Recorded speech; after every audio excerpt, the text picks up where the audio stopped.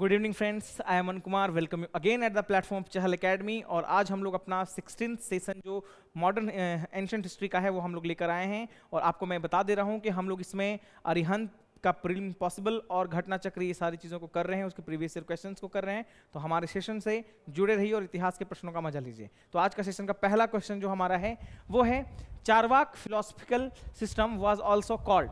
चारवाक दार्शनिक प्रणाली को कहा जाता है, क्या कहा जाता है इसको, जल्दी से बताइए। इसको कहा जाता है लोकायत प्रणाली। लोकायत प्रणाली इसको कहा जाता है फ्रेंड्स, इसको हम लोग कहते हैं लोकायत प्रणाली। और आपको ये चीज मैं बताता हूं कि चारवाक दर्शन जो है वो बहुत अलग टाइप का दर्शन है और इससे मैं बहुत ज्यादा प्रभावित हूं।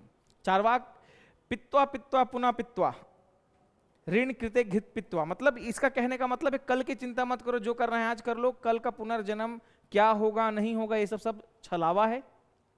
जो है आज है, इसलिए इसको जितना जीना है अच्छे से उसको जिए। चलिए इसी के साथ हमारा सेकेंड क्वेश्चन जो हमारा है, which one of the following is the highest value according to Charvaka. Charvaka का सबसे जो हाईएस्ट है वो क्या है, वो है आपका काम। इसमें मोक्ष नहीं है फ्रेंड्स, ये आप याद रखिएगा। According to the Charvaka philosophy, काम जिसको हम लोग बोलते हैं, जो लस्ट होता है काम उसी को बोलते हैं, ये हमारा जो है वो एकदम जेनिथ पे है। बाकी सारे धर्म में, बाकी सारे फिलोसॉफिकल में मोक्ष जो होता है, जैसे मोक्ष जैनिज्म में अगर आप इसको बोलिए तो जैनिज्म में इसको बोलते हैं कैवल्य। इसको मोक्ष को हम लोग हिंदू धर्म में बोलते हैं मोक्ष। बुद्धिज्म में इसको बोलते हैं क्या, इसको बोलते हैं, बुद्धिज्म में इसको क्या बोलते हैं, बुद्धिज्म में इसको बोलते हैं इनलाइटनमेंट। जैसे ज्ञान की प्राप्ति जिसको हो जाता है उसको हम लोग बोलते हैं महापरिनिर्वाण, है ना, इसको बोलते हैं महापरिनिर्वाण, ये बोलते हैं। तो ये आपको याद रखना चाहिए। चलिए इसी के साथ हमारा जो तीसरा है, तीसरा जो हमारा है, निम्नलिखित में से कौन सा युग में भारतीय दर्शन की 6 प्रणालियों का हिस्सा नहीं है। मीमांसा, वेदांता, न्याय, वैशेषिक, लोकायत, काल्पिक और सांख्य और योग्य। इसका सही होगा लोकायत। इसका सही उत्तर है फ्रेंड, देखिए मीमांसा है, वेदांता भी है, न्याय है, वैशेषिक है, लोकायत और कपिला ये नहीं है, सांख्य और योग ये भी है। तो इसका सही उत्तर होगा हमारा क्या फ्रेंड्स, इसका सही उत्तर होगा C. Answer C will be the right answer of this question. इसी के साथ हमारा फोर्थ क्वेश्चन है, ये रैपिड फायर सीरीज है तो हम लोग को और थोड़ा तेजी से इसको आगे बढ़ाना पड़ेगा। जब तक जियो अच्छी तरह जियो, उधार लेकर भी अच्छी तरह जियो, क्योंकि एक बार दाह संस्कार हो जाने के बाद कोई वापसी नहीं होती। परलोक की यह अस्वीकृति भगवान शिव की एक उक्ति है। जल्दी से बताइए इसका क्या होगा। 4, यही मैंने आपको बताया, पित्वा पित्वा पुनः पित्वा, तब तक पियो जब तक मन नहीं भर जाए, और फिर भी भर जा रहा है तो कर्ज लेके पियो, ऋण कृते घृत पित्वा, है ना, ये सारी चीजें हैं। तो इसका सही उत्तर हमारा क्या हो जाएगा, that will be the Charvakas. Charvaka will be the right answer, D. इसी के साथ हमारा क्वेश्चन नंबर 5 जो है, according to the Ajivika philosophy which is the central idea that determines the life of a person. Ajivika दर्शन के अनुसार वह कौन सा केंद्रीय विचार है जो किसी व्यक्ति के जीवन को निर्धारित करता है। जल्दी से बताइए इसका सही उत्तर क्या है। ये आपका आजीविका संप्रदाय के हिसाब से ये पूछा गया है। तो आजीविका में ये होता है आपका नियति। इसका क्या होता है, नियति। नियति जो होता है मतलब जो भी चीज नियति तय मतलब तय करती है, जो होना है वही होगा, इसी को कहते हैं नियति। आप कुछ भी कर लीजिए वो होने वाला नहीं। और ये सिद्धांत किसके द्वारा प्रतिपादित किया गया है, जीविका दर्शन, जीविका दार्शनिक प्रणाली जो है इसके द्वारा ये चीजें किया गया है। चलिए इसी के साथ हमारा प्रश्न संख्या 6 है। इसमें है, विशिष्ट द्वैतवाद सिद्धांत के संस्थापक कौन है। इनका सबसे इंपॉर्टेंट है, कौन है विशिष्ट द्वैतवाद का, रामानुजाचार्य। मैंने आपको एक क्लास में भी बताया है, द्वैतावाद, अद्वैतावाद का सिद्धांत, विशिष्ट द्वैतावाद का सिद्धांत, ये सारी चीजों को हम लोगों ने पहले भी कर चुका है। इसका विशिष्ट द्वैतवाद जो है ये किया गया है रामानुजाचार्य के द्वारा। तो इसका सही उत्तर क्या हो जाएगा, रामानुजाचार्य। ठीक है, इसी के साथ हमारा अगला क्वेश्चन है, हमारा अगला जो क्वेश्चन है, जैन धर्म के प्रवर्तक हैं, जैन धर्म के प्रवर्तक हैं कौन है। इसका सही उत्तर है, प्रवर्तक मतलब क्या होता है, सबसे पहले ऋषभदेव। ऋषभदेव को ऐसे तो बोलते हैं कि ऋषभदेव के पहले से भी बहुत ज्यादा होते हैं, लेकिन पहले तीर्थंकर जो हैं हमारे कौन है, ऋषभदेव। प्रवर्तक उन्हीं को कहा जाता है, ऋषभदेव को।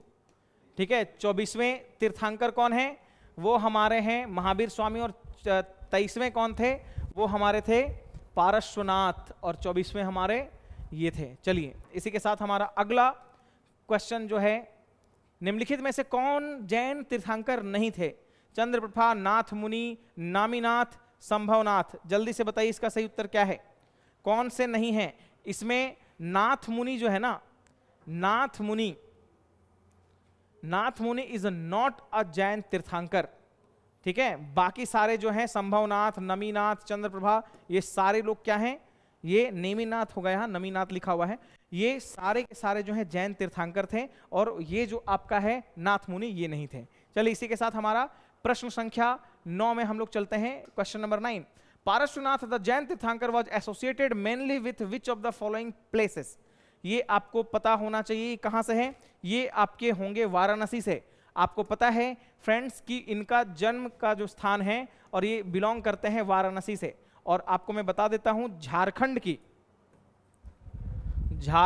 की सबसे ऊंची चोटी का नाम क्या है? उसकी सबसे ऊंची चोटी का हाईएस्ट पीक ऑफ झारखंड इस पार्श्वनाथ, जो लगभग 1300-1400 मीटर के आसपास का है। और यहाँ पे पार्श्वनाथ मंदिर भी है, जो जैन धर्म का एक बहुत ही पवित्र स्थल माना जाता है, ठीक है। चलिए इसी के साथ हमारा अगला क्वेश्चन है, प्रश्न संख्या 10, महावीर स्वामी का जन्म कहां हुआ था? जल्दी से बताइए इसका सही उत्तर क्या होगा।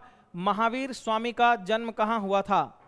इसका जन्म, महावीर स्वामी का जन्म हुआ था कुंडग्राम, कुंडलग्राम नहीं, कुंडलवन नहीं, कुंडग्राम में इनका जन्म हुआ था।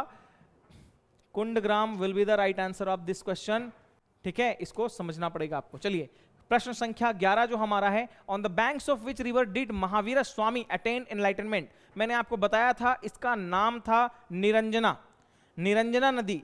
ये वही फाल्गु नदी है जिसका पहले नाम था निरंजना नदी, और इसी नदी का नाम था महावीर स्वामी बोल रहे हैं, महावीर बुद्धा नहीं बोल रहे हैं, ये है ऋजुपालिका नदी, है ना, ऋजुपालिका नदी होगा ये, ठीक है।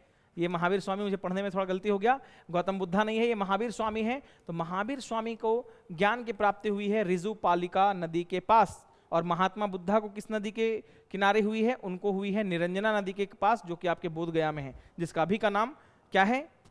फाल्गु नदी। चलिए इसी के साथ प्रश्न संख्या 12 में हम लोग आते हैं, महावीर का प्रथम अनुयायी कौन बना?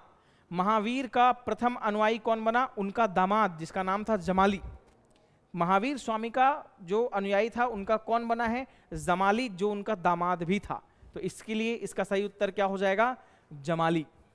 जमाली उनके पहले शिष्य बने हैं, ठीक है। चलिए इसी के साथ हमारा 13th नंबर का क्वेश्चन है, जैन धर्म को 24 तीर्थंकरों की शिक्षाओं का परिणाम मानते हैं। इस कथनों के आधार पर वर्तमान महावीर के बारे में लिखित में से कौन सा कथन सही है?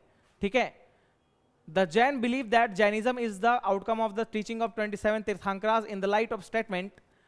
Which among the following is correct about the Vardhaman Mahabir? He was not one of the Tirthankar. ऐसा तो है नहीं, 24वां तीर्थंकर तो यही है।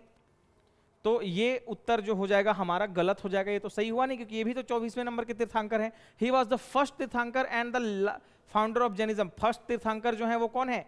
ऋषभ देव है, मैंने अभी बताया आपको। He was the 23rd तीर्थंकर, the first 24 तीर्थंकर being considered legendary. 23rd में तो थे आपके पार्श्वनाथ, ये आपको पता होना चाहिए।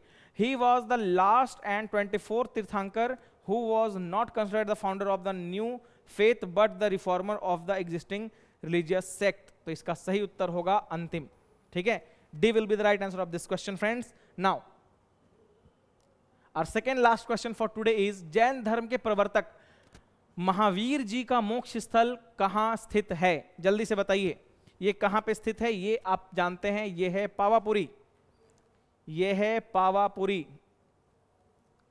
पावापुरी में ही इनका देहांत हुआ था, देह त्याग हुआ था, है ना, जिसको हम लोग बोलते हैं कैवल्य की प्राप्ति, ठीक है। और हमारा आज का अंतिम प्रश्न है फ्रेंड्स, निम्नलिखित कथनों पर विचार करें। वर्धमान महावीर की माता लिच्छवी राजा चेटक की पुत्री थी, ठीक है, ये तो नहीं है। गौतम बुद्ध की माता कौलिय वंश की राजकुमारी थी, बिल्कुल सही है। 23वें तीर्थंकर पार्श्वनाथ बनारस के थे, ये भी सही है। तो इसका सही उत्तर होगा friends 2 and 3 will be the right answer of this question, क्योंकि ये गलत है। वर्धमान महावीर की लिच्छवी की नहीं थी, ये थी गौतम बुद्ध की, है ना। तो गौतम बुद्ध से आप इसको कीजिएगा रिलेट। तो इसका सही उत्तर होगा क्या, इसका सही उत्तर होगा सी। ठीक है, तो इसी के साथ हम लोग आज का सेशन जो है ऑफ करते हैं। और हमारा आज का सेशन कैसा रहा कमेंट में जरूर बताइएगा। We will meeting tomorrow with something new facts and information. Till then good bye and have a nice day, all the best.